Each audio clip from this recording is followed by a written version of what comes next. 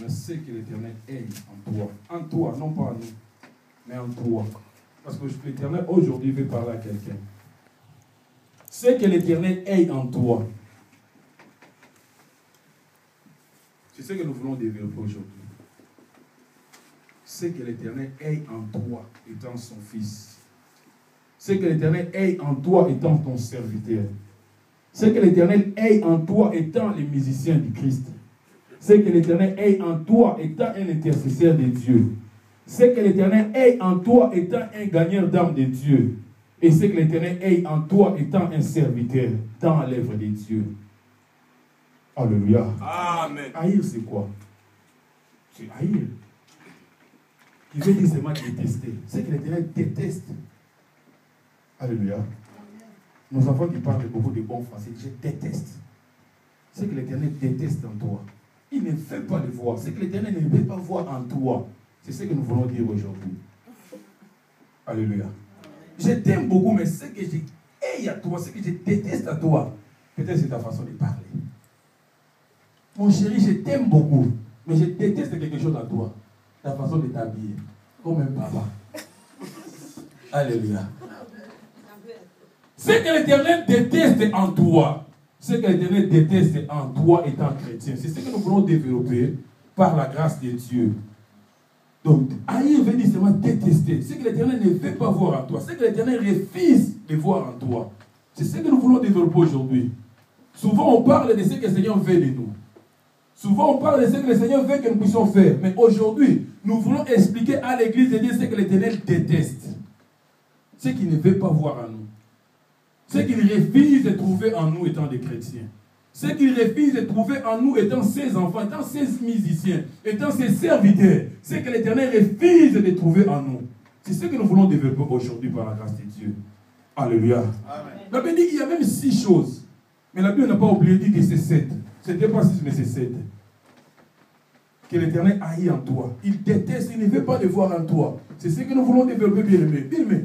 Si nous pouvons bien comprendre dans la Bible, Dieu créa ce monde par sa volonté. Personne ne lui a demandé de créer le monde. Il dit quelque part, il dit créons l'homme à notre image. C'est lui-même qui prenait toutes ses décisions. Personne ne lui a conseillé de créer le monde. Personne ne lui a conseillé de créer la nature telle que nous voyons. Et personne ne lui a conseillé de créer l'homme que nous sommes. Mais c'était sa pensée à lui. C'était ce qui était en lui. Il a manifesté cela. Et c'est ce que nous sommes aujourd'hui. Mais si nous pouvons bien comprendre, bien aimés, parmi toutes les créatures de Dieu, donc je parle des animaux, des plantes et tout ce que Dieu a créé, Dieu a mis à part une de ces créatures qui est l'homme. Amen. Amen. Il a mis à part une de ces créatures qui est l'homme. En l'homme, Dieu a mis sa confiance. En l'homme, Dieu a mis quelque chose de différence par rapport à toutes ces créatures. Alléluia. Amen. Il créa les animaux, il créa tout ce qu'il pouvait faire. Mais quand il créa l'homme, il donna à l'homme l'autorité sur tout ce qu'il avait créé. Et il dit à l'homme même d'aller donner les noms aux animaux. Les chiens, tout ce que nous voyons, c'est l'homme qui a donné ces noms-là. C'est pour ça que moi aussi je peux appeler un chien comme un chat. Cela dépend de moi. Alléluia. Amen. Parce que c'est l'homme qui avait donné des noms. Cela dépend de la personne. Moi aussi je peux appeler un chat un chien. Cela dépend de moi. Si tu veux appeler un lion un chat, c'est ton problème. C'est l'homme qui avait donné tous ces noms. C'est l'homme qui avait pris cette autorité de donner les noms par rapport à ce que Dieu lui avait donné. C'est ça ce qui est la réalité de la Bible que nous connaissons. Et dans cela, Dieu ne s'est pas seulement arrêté à donner à l'homme l'autorité dans les jardins, mais la Bible nous dit ceci, que Dieu a pris la boue et il a formé un statut. Et par rapport à ces statuts, Dieu ne l'a pas laissé comme ça, mais dans les statuts, Dieu a soufflé encore. Et la Bible déclare que les statuts devenaient un être humain. Si nous sommes des êtres humains, c'est parce qu'il y a le souffle de Dieu en nous. Alléluia. C'est parce qu'il y a le souffle de Dieu. Dieu souffla dans les narines de l'homme, des statuts, et les statuts deviennent un autre humain. Et l'homme qui est créé, il est tripartite. Donc comme nous avons la tête et le corps et les jambes, De la même façon, dans les sens spirituels, nous avons l'esprit, l'âme et le corps. Amen. Alléluia. Amen. Nous avons l'esprit, l'âme et le corps. C'est ça les trois parties qui composent l'homme dans les sens spirituels. Les gens de la Maïkari, ils disent c'est quatre. Gloire à Dieu. S'ils ont trouvé ça où? Mais, donc, nous avons l'âme, l'esprit et le corps. Le corps, c'est le centre ou c'est l'objet d'exécution de l'homme. Mais l'âme, c'est là où il y a les émotions de l'homme. C'est là où l'homme prend des décisions. Tandis que l'esprit, c'est le point de contact avec le monde extérieur. Donc ton esprit, c'est le point de contact avec le monde extérieur. Les gens qui invoquent les esprits, ils le font ça par rapport à leur esprit. C'est pour ça que la Bible dit ceci, que l'esprit de Dieu dit à notre esprit que nous sommes enfants de Dieu. Amen. Il communique directement avec notre esprit. Et c'est l'esprit qui va communiquer cela à notre âme et le corps se réjouit de cela. Donc Dieu a mis dans l'homme son souffle. Et dans tout ce qui compose l'homme, il y a des choses qui sont immatérielles et une qui est matérielle. Donc le corps est matériel, mais l'âme et l'esprit sont immatériels. Pourquoi? Parce que c'est le souffle que Dieu donna à l'homme. Et la Bible dit ceci, ces deux choses étaient inséparables au commencement. Car Dieu souffla dans l'homme, cela était inséparable. Mais à cause du péché, ces deux choses étaient séparées. C'est le péché qui a séparé l'âme et l'esprit de l'homme.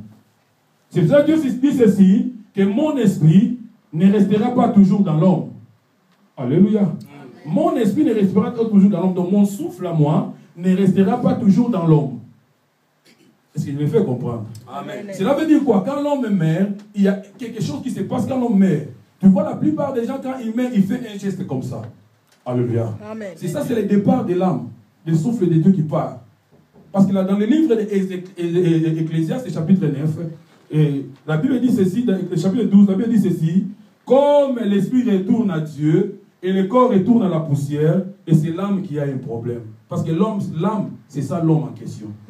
C'est lui qui ira au jugement des derniers. C'est lui qui ira au jugement de Dieu. C'est ton âme, là où tu prends des décisions, là où tu prends des décisions d'insulter des gens, et c'est pas de faire du mal, c'est dans notre âme. Pourquoi? Parce que ce corps retournera à la poussière. Et le souffle que tu as, c'est le souffle de Dieu. Il nous a donné, il nous a donné ça et en dette. Un jour, il va récupérer cela. Mais c'est l'âme de l'homme qui ira un jour au jugement. Voilà. Dans son amour, il nous a donné encore son souffle à lui. Il nous a donné son souffle à lui. Et c'est ce qui fait que nous puissions respirer aujourd'hui. Entre parenthèses, bien-aimés, n'entre pas dans des enseignements qui sont aujourd'hui des enseignements séducteurs, qu'on ne peut jamais faire la transfusion du sang à quelqu'un. Pourquoi? Parce que l'âme de l'homme habite dans son sang. Ça, c'est un enseignement qui est faux et archi faux. Alléluia. Amen. Parce que l'âme dans le corps de l'homme est représentée par le sang. Amen. Amen. Mais ce n'est pas le sang qui est l'âme de l'homme. Mais le souffle qui fait couler le sang, quand ça vient au niveau du cœur et ça fait le tour complet dans le corps, ce souffle-là, c'est ce qu'on appelle l'âme. C'est impalpable, intouchable. Amen. Amen. Nous avons vu des gens qui ont perdu la vie à cause de ces enseignements. On ne peut jamais faire la transfusion du sang. Pourquoi? Parce que on ne peut jamais faire la transfusion. Pourquoi? Parce que l'âme et le sang, c'est un enseignement qui n'existe pas dans la Bible, nulle part dans la Bible. Mais le souffle qui fait couler le sang, c'est ça l'âme de l'homme. On ne peut jamais toucher à l'âme. Si c'était le cas, les femmes qui, après avoir mis au monde, qui perdent, ne sais pas, 1 litre de sang ou 2 litres de sang, on pourrait dire qu'ils ont perdu peut-être leur âme. Mais cela n'est pas le cas. Alléluia. Amen. Donc ne vous bornez pas dans de tels enseignements, parce que ce sont des enseignements qui ne sont pas vrais. L'âme est dans le sang, mais le sang n'est pas l'âme. On peut toucher le sang, mais on ne peut jamais toucher l'âme de quelqu'un. Alléluia. Donc, Dieu dans son amour, dans sa bonté, il a fait que l'âme de l'homme, ou l'homme puisse garder maintenant en lui le souffle de Dieu. Mais c'était seulement parce que Dieu a voulu faire la différence entre tout ce qu'il a créé par rapport à l'homme. Et Dieu a pris l'homme que nous sommes, il nous a mis à l'importance par rapport à tout ce qu'il a créé. Voilà, par rapport au péché de l'homme, par rapport au péché d'Adam et Ève dans le jardin, Dieu devait maintenant se choisir d'un peuple afin que son nom puisse